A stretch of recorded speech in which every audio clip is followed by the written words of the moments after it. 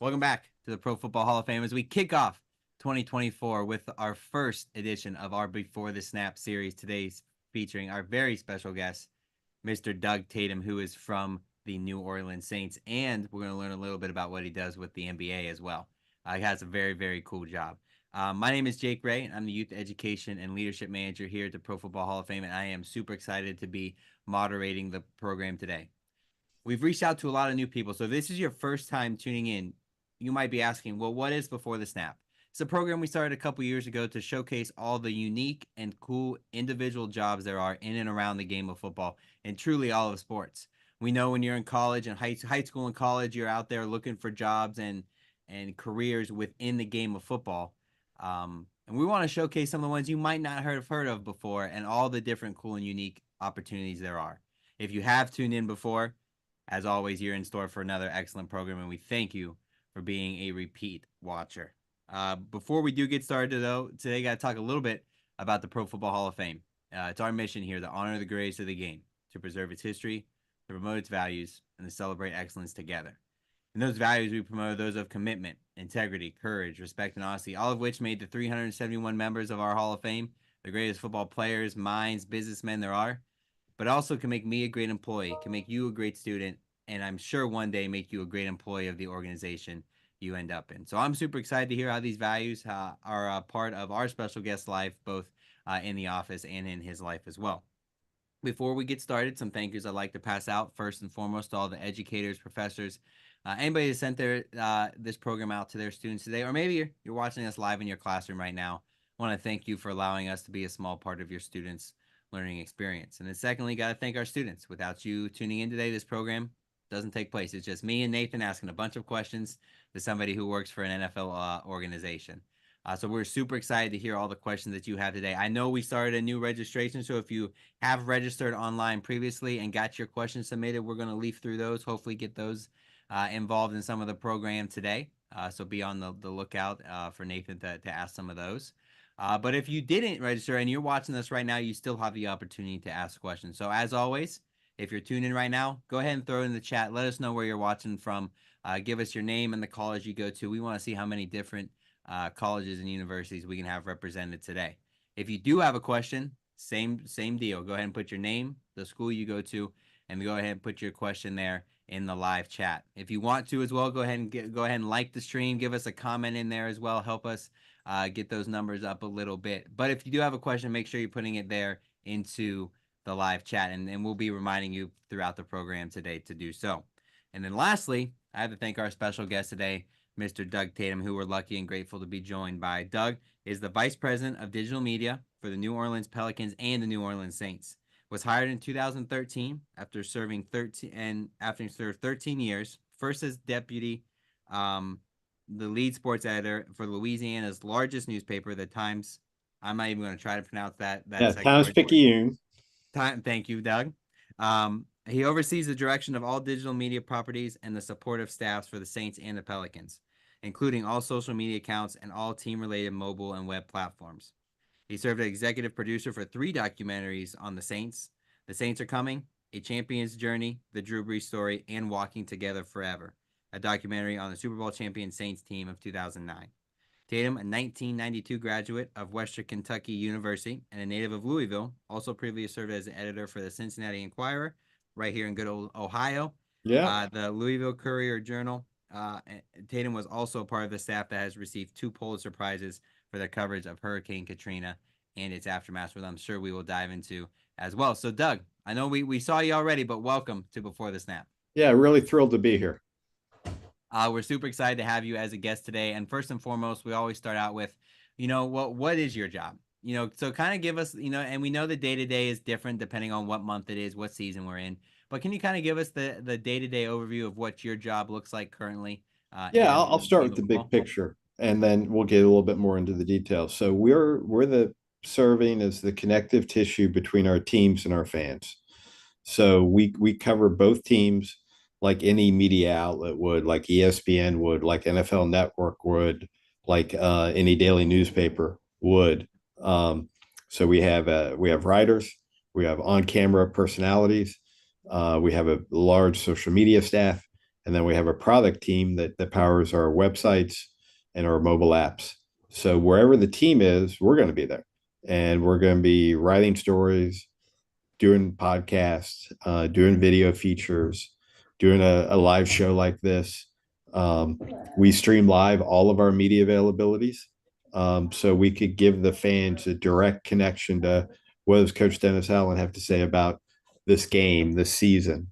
Um, so that's largely it. We're trying to cover the team and tell people what they need to know, and then when possible, take them where they can't go. So into a winning locker room, right? It would be great to be part of that as a fan. Well, we can't let all the fans in the locker room, but we could get our cameras in there, and then we could show you what it's like. Um, so our mantra is kind of, tell people what they need to know, take them where they can't go, and then when possible, move them emotionally with some of our storytelling. I think it's really unique. Obviously, your job has changed tremendously as technology has changed. So, can you talk a little bit about some of the changes you've seen and how you've been able to adapt to those, and talk about how it is important to be able to adapt to change, especially when you're in a career that's ever changing? Yeah, I mean, it's almost every day. So the biggest changes are just the changes on our distribution endpoints. So that's what these social media platforms are, right? So, when I started out, Facebook was far and away the dominant social media platform. Twitter is number two. Now it's called X. Instagram came along, and it's, in my mind, surpassed X. Snapchat, small fact, we were the first North American pro sports team to have a Snapchat account. We actually launched that in 2013. Um, Now you have something called TikTok. Um, so we're there. We have 1 million followers strong on our Saints TikTok, but trying to figure out how to do that better. Um, the other thing that specific to the NFL, the NFL is really trying to go global. They want to be like European soccer. They want to be like the NBA as a global sport. So just this past year, we launched some French language social media so we could start building a fan base in France. 10 years ago, I would not have thought that would have been something that we would have done. Um, so the content and the thinking and the strategizing behind the content we're creating is not really changing. It's just how we're pushing it out to different people and different consumers. The platforms are constantly changing, and they'll continue to evolve and change. U.S. could adopt European privacy standards, which would have a big impact on Facebook and Instagram. Who knows about the long term success of X under the ownership of Elon Musk? There could be changes there. So, and somebody else could develop. All right, what's the next TikTok? Well, we have to pay attention to it, see if people are using it, and then figure out the strategy for getting our content on there. We're trying to reach every NFL fan from 5 to 95. Um, so we got to figure out where they are. And then what type of content do they want to consume? And then how can we create it? That's great. I have been looking down breaking news. AP just released their first and second team, and New Orleans Rashid Shaheed is the first team All Pro Okay. as a punt returner. So All I'm right. sure there's going to be some breaking news, some breaking work that you're going to have to get your team working on Yeah. as we're That's speaking right now. that's great for Rashid. All right. Yes, yes, very cool. So, I think it's super interesting when we talk to people who work, within social media, because there are trends and different things that you really have to focus on. And so can you talk a little bit about how it's important to create your own theme, your own brand, your own ideas, but also be able to, like we talked about, to adapt to those trends that are going to help you get your product, your brand in front of the as many eyeballs as possible. Yeah, I mean, you need to be consistent to who you are as an organization, and establish, I like to call it the voice. What is the voice of the New Orleans Saints on social? In my mind, we have a very defined one. Um, and we're very different. Los Angeles Chargers have a completely different voice than we do. They have a completely different strategy than we do. A team like the Steelers is going to be different. A team like the Packers is going to be different. Cowboys. So everybody is trying to, cultivate and develop the voice that works for their brand. All the brands are a little bit different. All the teams are a little bit different. Um, and just you need to be consistent to that.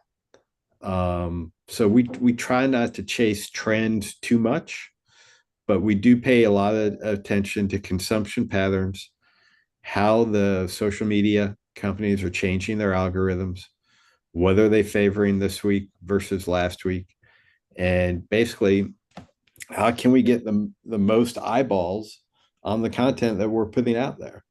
And that's a constantly changing, evolving situation. Facebook in particular um, continues to pivot every year. They make a different change about what they're valuing compared to the previous year. One last question here before we throw it over to Nathan to get some questions from our students.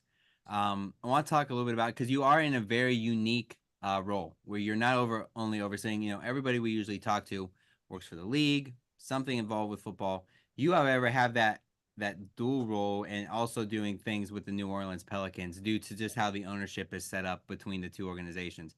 Is that challenging? How important, how hard is it to balance both of those, especially when there's two seasons going on at once? What are Yeah. some of the benefits and challenges to a role like that?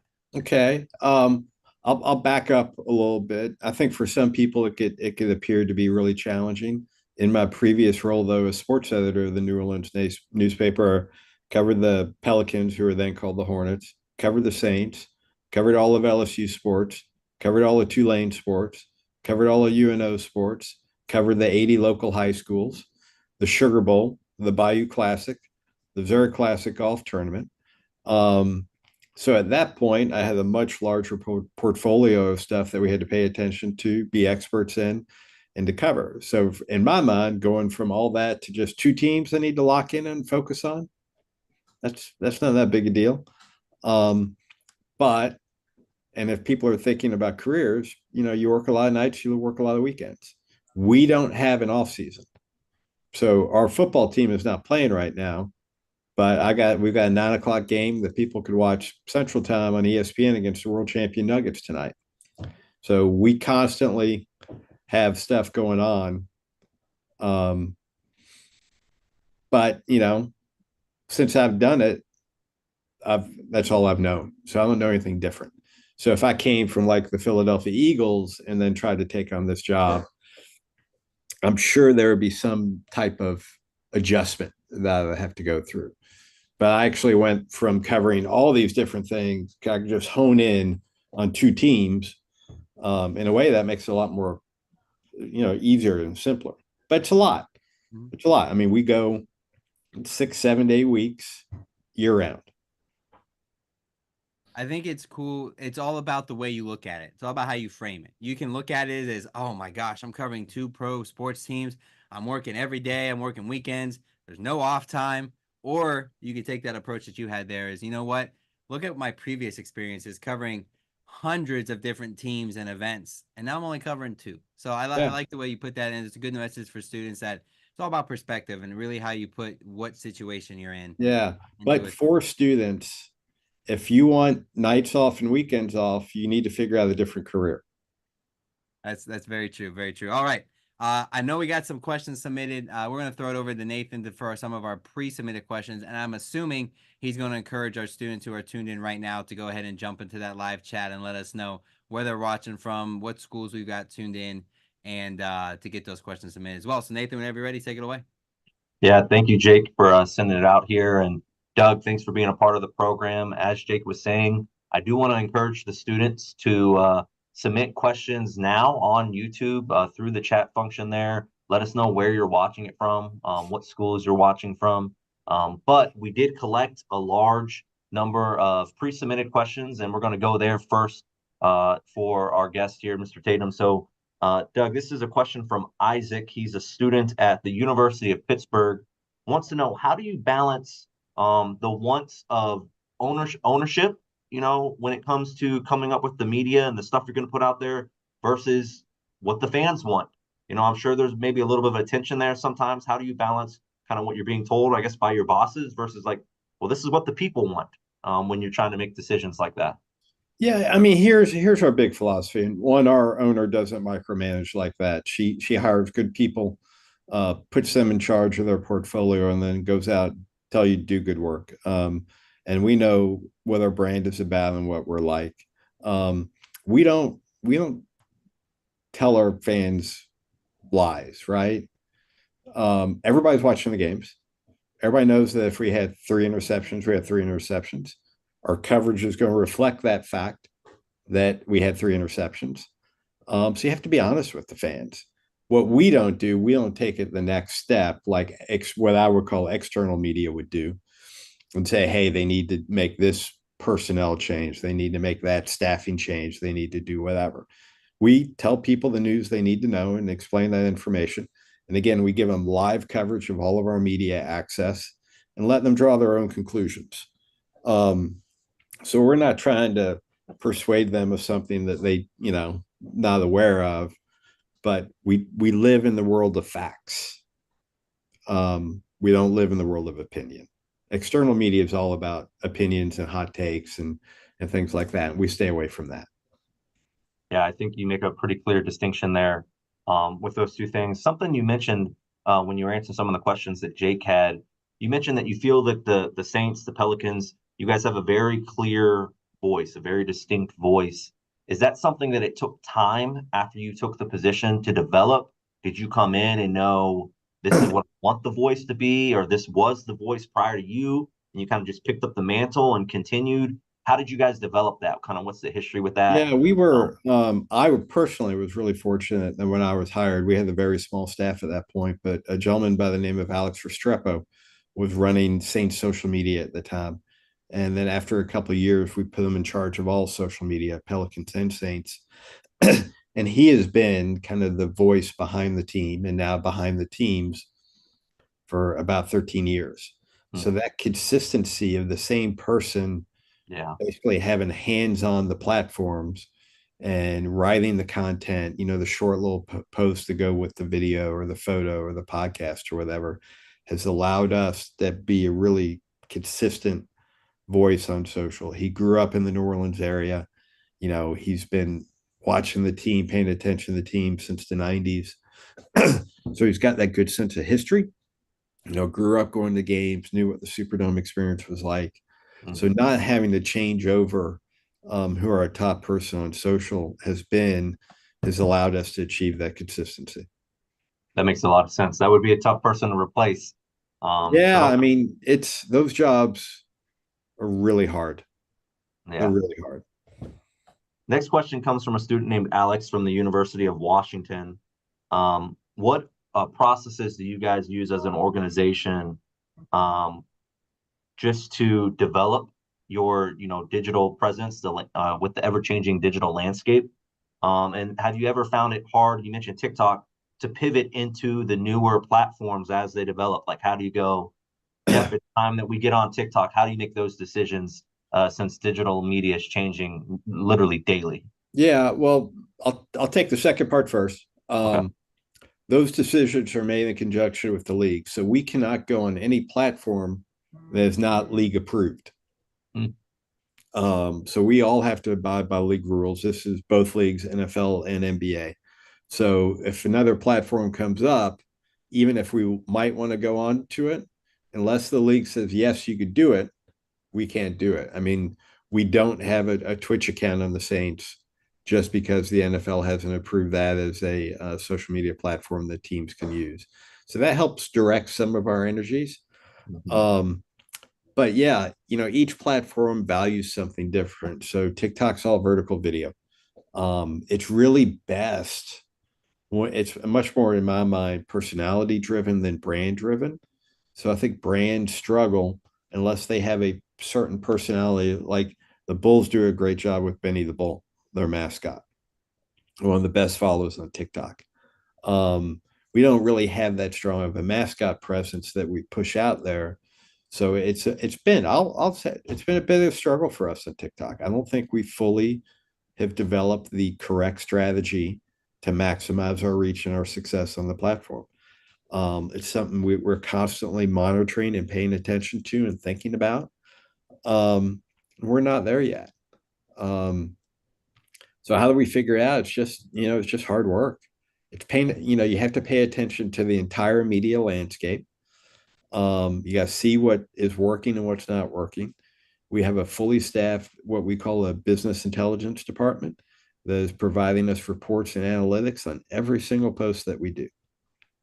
So we're trying to make data informed decisions about the content we're creating and posting, where, when, how. Um, because these teams are a big business and we need them to be successful. And creating content takes a lot of time. So the release strategy is really important. That makes a lot of sense. This next question comes from a student named Akelia from Benedict College, and this will be a good one. I think this will help a lot of different students. Can you just give us maybe 2 or 3 of your top things, I guess, of your opinion, that college students can do to help bolster their resume to potentially work in pro football? Yeah. Number one, go visit your sports information department and tell them that you want to work for them. Number one. So in college, the sports information department is the best preparation you could get for getting a job in digital media in the NFL. They all, I can't speak for every college, but in general, they all have social media accounts for each specific team, which is going to hopefully give you the ability to get your hands on a social media account dedicated to a team. We look for people that have had experience running accounts devoted to a specific team. Could be the men's tennis team, could be the lacrosse team, could be the swimming team. The sport itself doesn't actually matter as much as getting that real world experience of creating content on a daily basis for an account. Also, everybody in sports information departments work their ass off. They're incredibly hard workers. And it's a good preview of what our life is like, you know? So you can't go to college and just get a degree and expect to get hired. You can't do that. So you need to be getting some real world work experience while you're enrolled. And then over the summer, what are you doing? Man, you better be figuring out how to get some sort of internship somewhere and developing your skills and showing people that you've had a plan and a vision for your professional career while you were in college. I think those 2 things are huge. The piece of advice there where you say you can't just go get a degree and expect to get the dream job. That's just facts. Yeah. I mean, how many people graduate every year with a degree? 900,000, a million, or, Yeah. getting a degree to me is not an impressive accomplishment. That does not impress me. What else have you done? What else are you doing? If you really want to separate yourself, get a second language. I talked earlier about our move into France. Other teams are moving into Germany. Other teams are moving into Brazil. In the NBA side, if you wanted to get into social media and you're a fluent speaker in Mandarin, every NBA team would hire you. Every single one. If you wanted to get an MLB and you want to get in media, boy, I better learn Spanish, right? And if I love hockey and I want to get an NHL, you better know Russian, right? So all the skills that you could create and develop that could separate you. We have an opening here in social media, 300 people apply for. So how are you going to separate yourself from those 300 people? Right? Have a skill that they don't have. So that, and just on the product side, learning to code, get some basic development skills about building and developing websites. That's incredibly useful, and not that many people have it as well. But I can tell you right now, we post for we do a 2-year-long internships for our social media team. If somebody comes on there and they say they're fluent in French, it's like, I'm looking at you.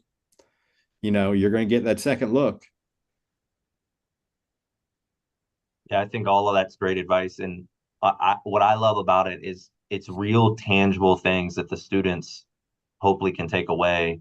It's easy to go walk down to the athletic department and say, "Where's the sports information director?" Yeah. And they're not gonna say no to your Right. They offer of all need help. volunteering. Right. You They got know, 16, 18 sports that they're trying to cover and to promote. They all need help. yeah, they're not gonna say no, and then they're just gonna, probably trust you with more and more as you prove that you can be a responsible, student that shows up on time and works hard for them.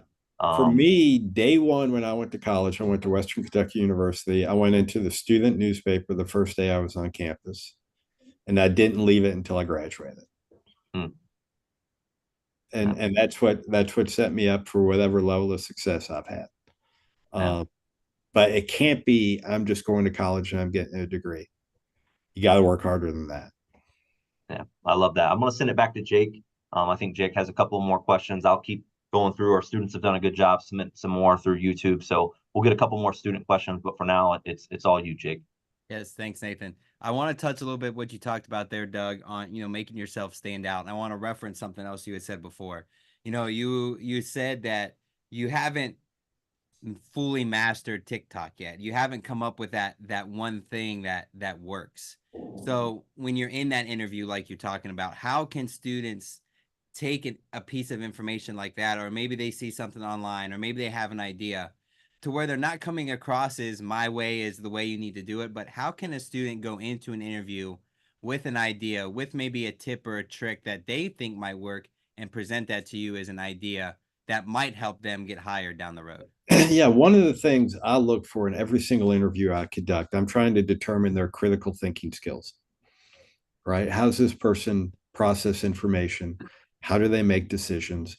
I'm not looking for somebody to come in and tell me that we're doing a great job on whatever platform, or they love this video, or they love that story, or whatever. I'm looking for people that have analyzed and studied our accounts and said, you know what? If they had done 1, 2, 3, 4 things differently, those videos or that photo would have been much more successful, or the whole strategy needs to be changed on what we're doing. I don't think any hiring manager in the NFL is afraid of somebody telling them that we could be better. Particularly, they're all close in age to me.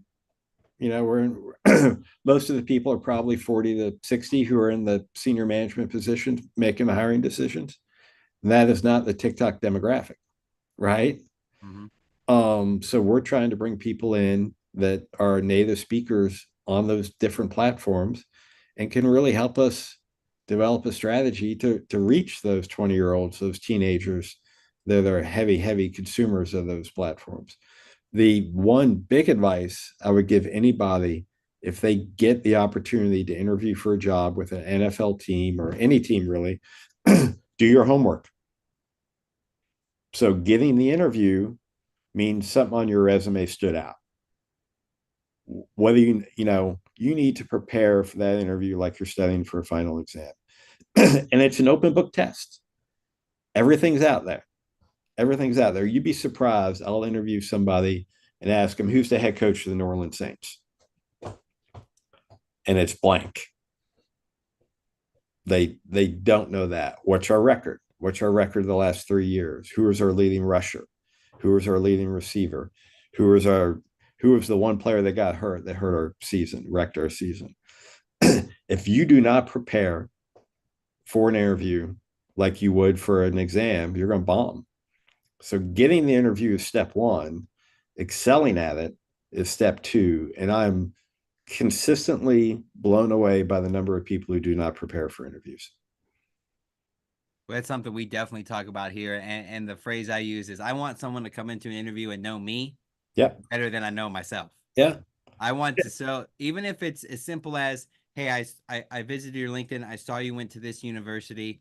Here's my connection. Why did you pick that? And it's like, all right, this person took their time, did their research. And even if it's a question that might not be one that you're looking for as the interviewer, it still shows the fact that they did take the time to do the research and really look into what job they're applying for. Yeah. I mean, I'll ask questions. Give me 3 specific examples of Facebook posts we made in the last 2 weeks that you would have improved. So that's the level of granular detail I'm looking for when I'm talking to somebody. And it's really just trying to understand their professionalism and how they operate. So if you didn't put the time in to prepare for an interview, are you going to prepare for assignments that I give you? You know, how are you going to, because everybody's trying to figure out how are you going to conduct yourself on a daily basis. And doing that in video conferences or phone calls, it's tough to figure out, how is that person really going to be every day? And I think a lot of that can definitely come out of that interview time here. Nathan says he has some questions. I do want to ask one more, kind of a more fun question that we get the opportunity to ask. Obviously there's a lot of perks that come to working in sports. Obviously, you said you got a game tonight at 9 o'clock. You're going to be there. You're going to be watching an NBA game, and you're getting paid pretty much to be at these sporting events. So your illustrious career, all these events you've got to cover. It's going to be hard to pick one, but I might know where you might lean. If you can go back one event when you're retired, you're back in the lazy boy, your grandkids are asking you, what was that one event that you can't believe you were at, or you had the great privilege of being at? When it's all said and done, what's that one event for you that you're going to kind of always remember as Yeah, I that mean, top of the it's the line? reopening of the Superdome on September 25th, 2006, a year after Katrina, when Steve Gleason blocked the punt of the Atlanta Falcons, signaling the rebirth of the Saints franchise in the city. It's better and more impactful than the Super Bowl, and I was at the Super Bowl. I was at the What NFC Championship game. Can you talk a little bit about that? Because obviously we all know what happened with Hurricane Katrina and how devastating it was for the city and the Saints coming back and playing in New Orleans. Just what I can only imagine. You always talk about in a stadium when something happens, it gets so quiet you can hear a pin drop. I have a feeling this was the absolute total opposite of that. What Yeah, was I that mean, stadium atmosphere like? it was unbelievable. But and the power, and this is why I enjoy working in sports. The power of sports is we're creating shared emotional experiences. In my mind, there are 2 businesses you could get into that do that. It's live sports and it's live music. Why are Taylor Swift concerts so popular? Why are Beyonce concerts so popular? You're creating a shared emotional experience with someone. And that's what pro sports do as well. Um, so everybody in that stadium, gosh, it's going back almost 18 years now, had gone through a lot. And right, it wasn't set in stone that the Saints were coming back because there were certain legitimate, viable questions about the recovery of New Orleans. Right. So all of that came to a head. And then on the first possession, after Scott Fujita almost recovers a fumble by Michael Vick, but drops it out of bounds, and then Steve Gleason goes up the middle, blocks the punt, Curtis DeLoach recovers it in end zone, spikes it over the goalpost. Mike Tirico on ESPN goes touchdown New Orleans, not Saints, because it was for the city. It's meaningful, right? Mm-hmm. It was a big deal. Not even, I am not even a Saints fan. My brother is, so I do have a little tie to it. But you just talking through that 5 seconds, you see it, you feel it, and it happened 18 years ago. And like you said, it's always going to be something that was impactful for you. So I know Nathan's got some more. I could talk about that moment for a long time, but I know Nathan's got some more questions. So we're going to throw it over to him here to ask some more questions from some of the students we got tuned in. Yeah, this next question comes from TJ. He's a student at Christopher Newport University. Question is pretty high level, but I think it'd be beneficial for our students just to hear it from you, Doug. Um, can you give them just that high level? What are the departments that are, typically looking to hire those entry level? We know the coaching world, we know they see GMs, those people, but like for a student to get an idea of like what types of jobs, if they're maybe just getting into college and they're like, I want to work in sports, what are the jobs that are out there that exist? Think of like the New Orleans Saints, the Saints, the different departments that Sure. exist. Maybe you Yeah, could help them that's a out. great question. So there's ticket sales, number one. That's probably the easiest way to get into the business is ticket sales. I personally think it's a very hard job, and it's not something I would be suited for. Um, every team and really all of pro sports, not just the NFL, is growing out their business intelligence department. That is their analytics team. Some people call it consumer insights. We all have an enormous amount of data coming in, and we're all trying to understand our fan behavior. And that's determined by the data that their actions that they're taking.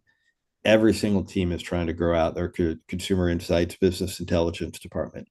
There's a pure marketing department. If you're a graphic designer, if you're a graphic artist, if you could develop an ad campaign, what we call our partnership team.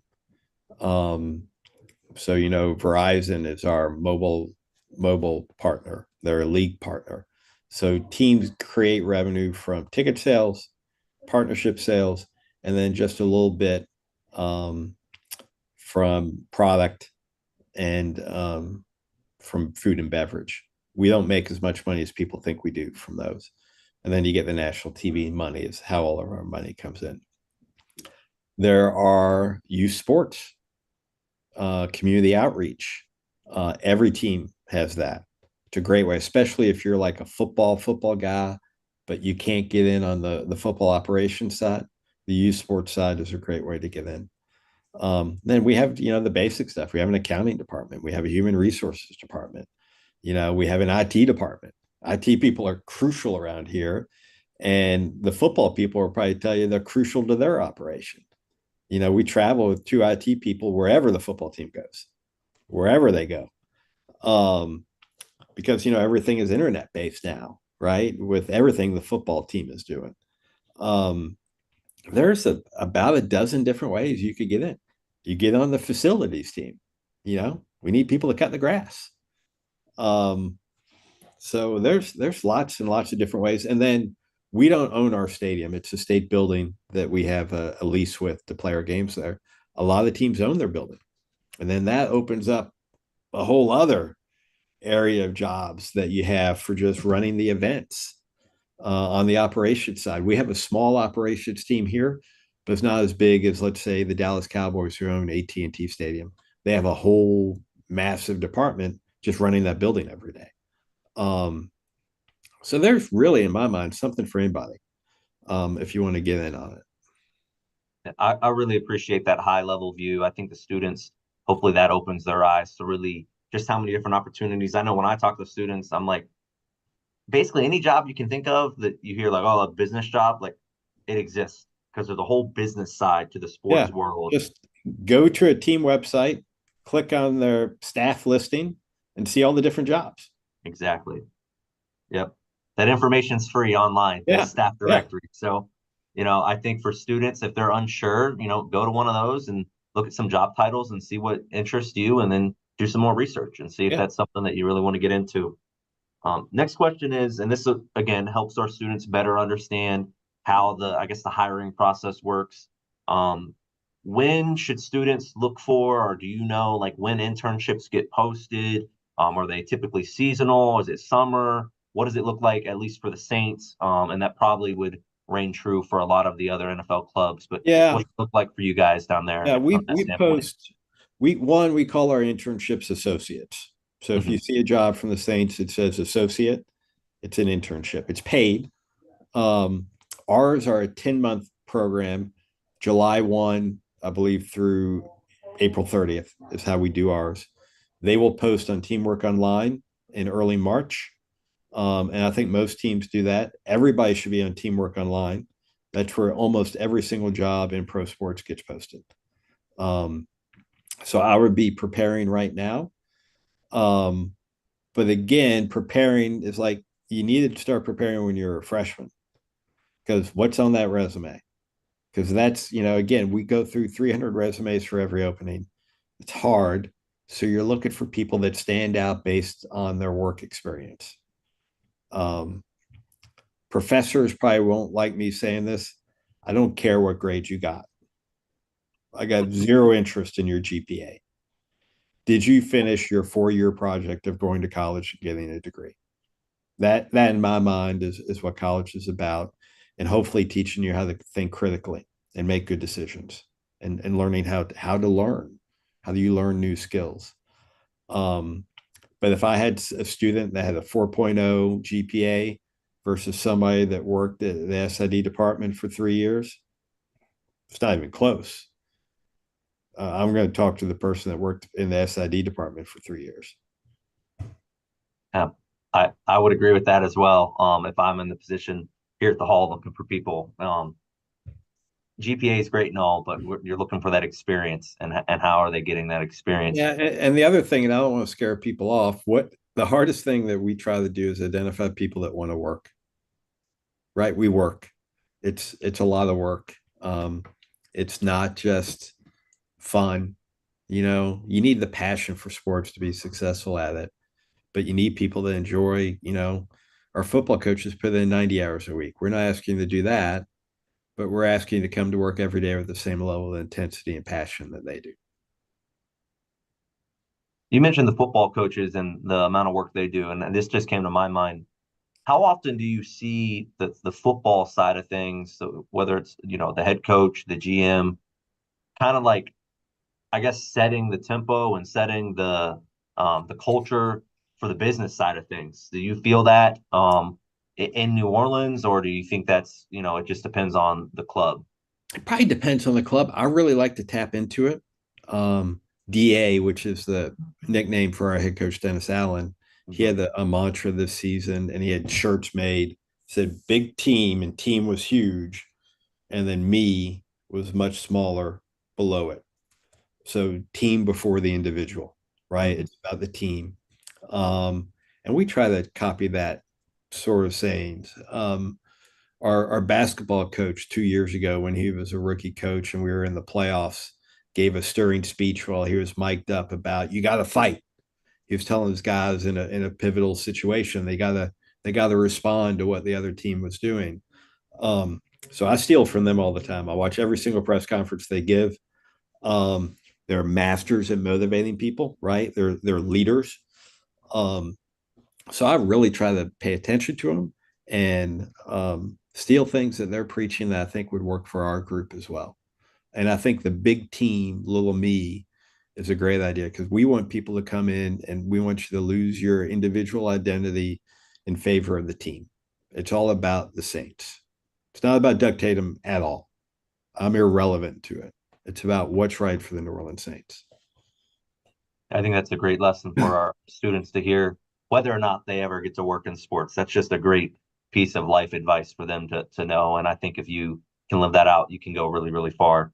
Yeah, I mean, This, just look at what's going on in New England, right? Greatest head coach of all time, possibly, and he's moving on.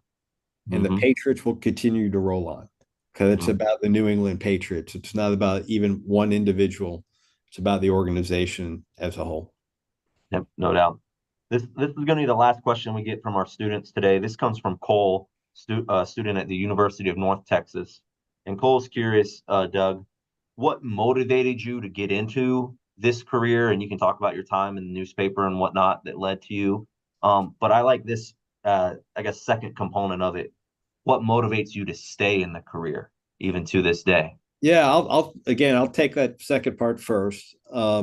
It's what I talked about earlier. When we walk into our buildings, it's a full house.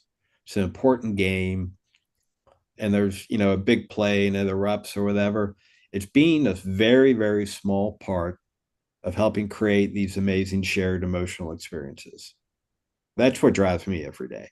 That's what I think is special about pro sports.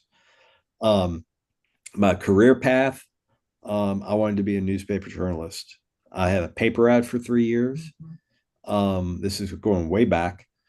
And at that time, people would greet you trying to get that newspaper because they wanted the news, right? And that's how you consume news. That the 6 o'clock news, Walter Cronkite. Um, I'm dating myself with that reference. Went to high school, and the first time they offered a journalism class was junior year, and that's when I took it. And that's when I decided where I was going to go to college, Western Kentucky University, because they had a great journalism program. Um, so I was on that journalism path from a relatively early age. I love sports. I was a mediocre athlete. Um, and this was a way to stay connected. Although I started my career in news. When I went to the Cincinnati Enquirer, I was on their news desk. Um, and then when I went back home to Louisville, I moved to sports. I was running the copy desk there, which is the back end of the business. You proofread all the stories, you write the headlines, you write the photo captions. You're the kind of the last line of defense. I viewed it as I was like the defensive coordinator for the newspaper at that time. And then I got the opportunity in New Orleans to come down and be the offensive coordinator to dictate what are we covering today, what are we writing, what are our ideas. And that was at the beginning of a great run of high level pro, not just pro, but college and pro events. We had the Super Bowl. So Tom Brady's first Super Bowl win. We covered that. We had the national championship game in college football. We had the Final Four when Carmelo Anthony hit the big shot to win it for Syracuse. And I never, at one point, thought about working for a team. Never even dreamed of it. I was doing exactly what I wanted to do, where I wanted to do it. And then my current boss, who I dealt with in my role as sports editor, called me and said, "Hey, we just bought this basketball team. We're building out a digital media department. Do you know anybody? What do you think about that?" And I said, "Let me check my Rolodex and I'll get you some names." He was like, "Hey, dummy, talking about you." Um, but I tell this people all the time, I kind of built a career box around myself. Like, this is what I'm doing. It's a terrible thing to do, by the way. It's exactly what you don't want to do. Um, and then I just got the opportunity and made the right decision to take it. It's the best career decision I've ever made. Yeah. Well, I appreciate you going through that for the students and Yeah. really just highlighting what got you into the career, but also what keeps you in the career and just having that small piece, the team being first and the little me, you having a small piece and creating those impactful moments for families and fans of both the Saints and Pelicans. So on behalf of myself and the students, I want to thank you for being on before the snap. I know Jake will have a couple of questions to wrap things up, but just thanks again, Doug. You bet. Yes, thanks, Nathan. And again, students, thank you for all the great questions. It was a great way to start off the new year here. Doug, just a few more. One kind of a little fun segment we like to do, and then we'll wrap up with one final question. So we have some rapid fire questions. Are you ready for those? Let's go. All right, number one, LinkedIn. Great way to network or just another app? It's a good way to network. When you reach out to people you don't know, you need to be very specific about why you're trying to connect to them. Perfect. Number two, I think I know the answer to this one. GPA on a resume, yes or no? No. I mean, you could put it on there, but I don't care about it. Number three, social media accounts, and very relevant for you, public or private? It's a mix. This is my approach. So my X account or Twitter, whatever you want to call it, is public. And that is where I do my professional promotion of team content. My Facebook and Instagram accounts are private. And that's where I do stuff about my dogs, about my wife, my family, or whatever. So I believe in having one public facing account and then some other things that should be private. I like that. Number four, jeans at work, all day, every day, never or only on casual You Fridays? will not work for the New Orleans Saints if you wear jeans. Good answer. Number five, coin toss, heads or tails? Heads. And then finally, you score a touchdown, the go-to touchdown celebration. I hand the ball to the official. It's not the Joe Horn taking the That's cell phone Quiet out of the Storm, Marcus Colston. not the Joe 73 Horn. touchdowns. He just hands it to the official. I've been there before. I'm going to be there again. I'm not going to make a big deal about it. I love it. I love it. All right. Last question here, and it's a way we like to wrap up every program. just that final message you want the students to walk away with today, whether they're watching this live now or they're going to watch this 5, 6 months down the road. Yeah, I Anything that you mean, talked about or something that we haven't touched on yet? What's that one thing you want them to leave yeah, away it's kind of what I touched on at the beginning. Don't go to college and get a degree and not do anything else and think you're going to get hired, because you're not. You're not going to get hired. Going to college is the bare minimum that you need to do. You need to be thinking about what career you want to do. And every day that you're on that campus, you got to figure out how you're moving that forward. You need to have work history coming out of college. It's a must. It's a must. And then if you add in a language skill, if you add in development and coding skill, speaking specifically to my side of the business, you're going to stand out. I think that's a great way to wrap up and end this first program of 2024, our Before the Snap series today, featuring Doug Tatum, the Vice President of Digital Media for the New Orleans Saints and the New Orleans Pelicans. And Doug, it does get in. I want to thank you for giving some time out of your busy schedule. I'm sure you got some news you got to handle as soon as we wrap up here with the All Pros coming out. Yep. So we appreciate you giving up your time and being a part of the program today. All right, and let me put in a plug to get Jari Evans in this class. We want to get him elected. Okay, we hope to see you here in Canton coming in August, and we hope to see some great stuff coming out here from you guys here in about a month is when our new class is announced. So before we wrap up today, as always, make sure you're following, liking, subscribing, commenting, tuning in to all the things that we're doing here at the Pro Football Hall of Fame. So make sure you subscribe to all our social channels. Do the same for New Orleans Saints to see all the great things they're going to have coming out here. Now that the football season's over, we got some Walter Payton Man of the Year awards coming out to see all the great work that's being done in the community down there in New Orleans. Next week, we're back to almost every week here. We're going to have January 19th at noon here on YouTube, the Pro Football Hall of Fame's page. We're going to have Ryan Robbins, who works for Hall of Fame Village right here in Canton, Ohio, talking all things Hall of Fame Village and everything going on here in Canton. So make sure you tune in to that. So for myself, from Nathan, our entire team here at the Pro Football Hall of Fame, and Doug, you as well, thank you so much for tuning